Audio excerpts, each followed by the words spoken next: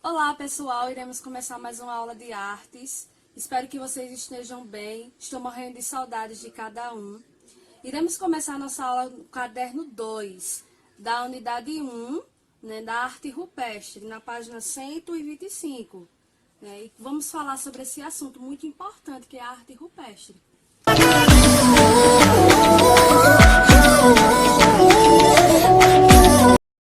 Vamos conhecer um pouco sobre a arte rupestre e conhecer alguns registros na parte do mundo.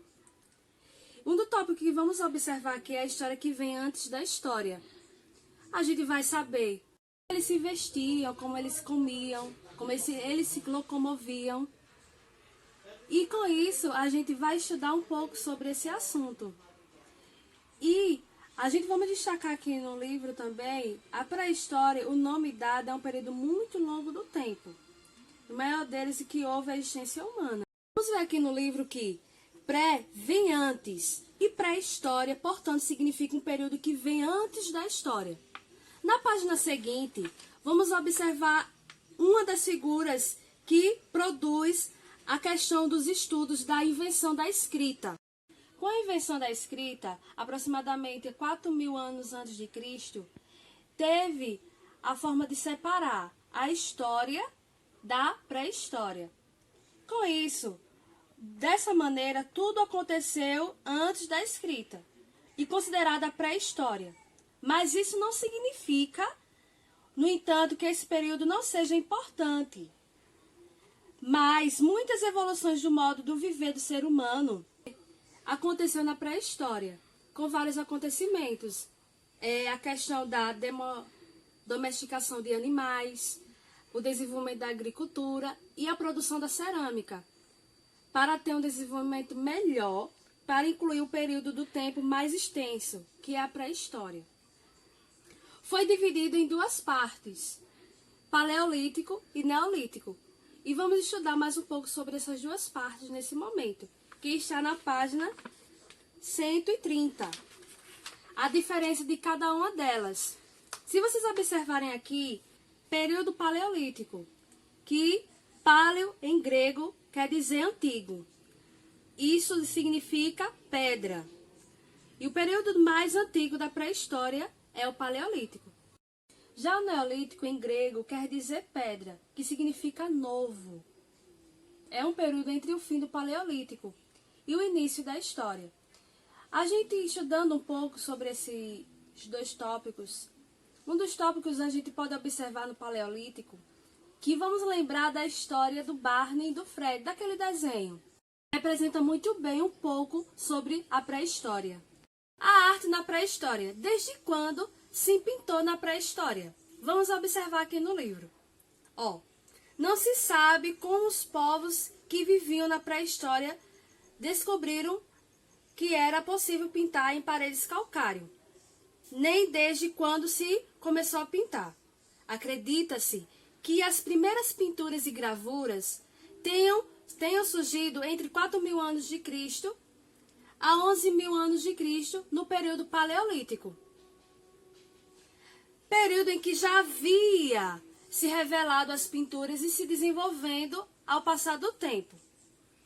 Para destacar esses registros na pintura, ou seja, registros que eram feitos pelos paleolíticos, há alguns métodos utilizados pelos profissionais que trabalham com arqueologia. Um dos principais é o método do carbono, elemento que forma com certa precisão quando houve registro sobre as pinturas naquela época. Por que se pintavam na pré-história naquela época? Eles utilizavam a pintura em forma de símbolo para se comunicar uns com os outros. Embora ainda não seja possível compreender os códigos, constatou-se que foi o primeiro sinal de comunicação na humanidade. Mesmo com muitos estudos e pesquisas naquela época sobre a pré-história, é muito difícil identificar e entender algumas imagens sobre a arte rupestre. Não é possível saber qual o valor que essas imagens tinham para as pessoas, o significado que elas representavam para elas. E o que se pode constatar e levantar a hipótese é que, com base nos estudos que eles falavam e se baseavam-se em diversas áreas do conhecimento.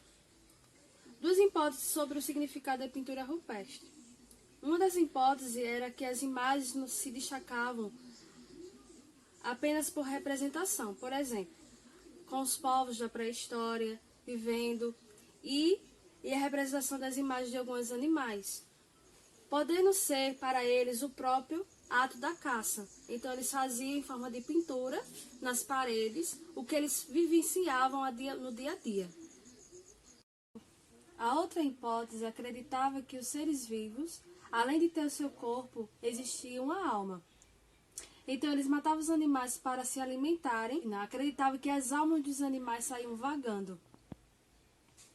E com isso eles iam para as cavernas, pintavam os animais como forma de trazer a alma para o corpo do animal. Mas o que é arte rupestre? A arte rupestre é um termo dado aos registros de imagens que podem ser efetuadas nas cavernas, nas paredes, nas pedras e entre outras coisas mais. Para gravar arte rupestre, usavam-se objetos que removiam a parte do material rochosos que abriam a superfície da rocha.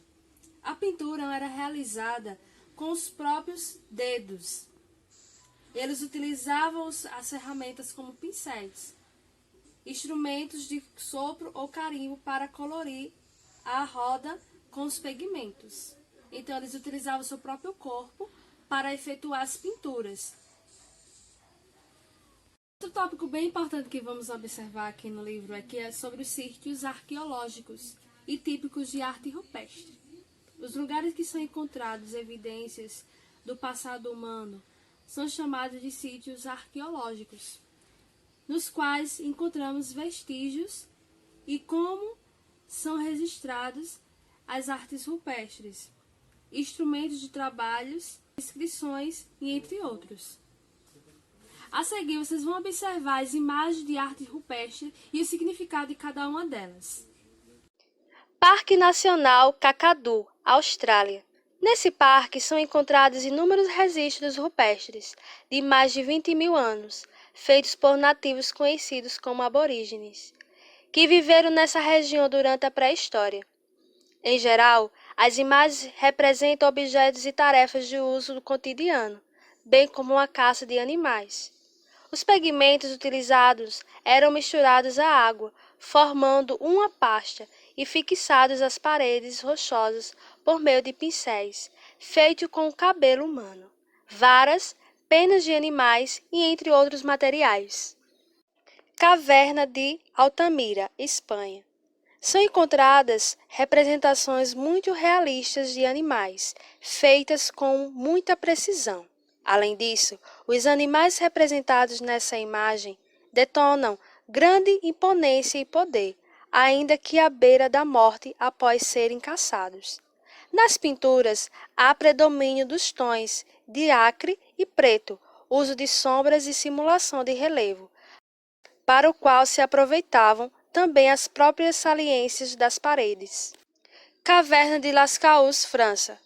As técnicas de pintura utilizada eram muito apuradas, e as cores predominantes são vermelho, preto e amarelo ou ocre, com exceção de duas imagens. As demais não apresentam composição nem figuras humanas.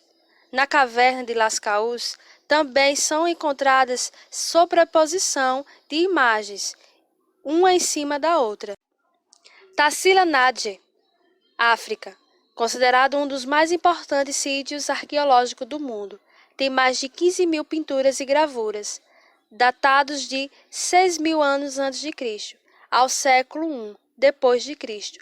Com esse vasto período de registros, nessa região do deserto do Saara, é possível encontrar imagens de 1.000 anos atrás, passando por descrições bastante realistas da vida cotidiana paleolítica, até a domesticação de camelos e cavalos. Gruta das Mãos, Argentina.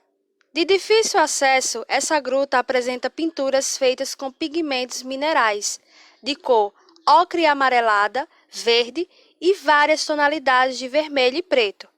As técnicas utilizadas eram diversas, como o uso de pincéis, carimbos, sopro e entre outras.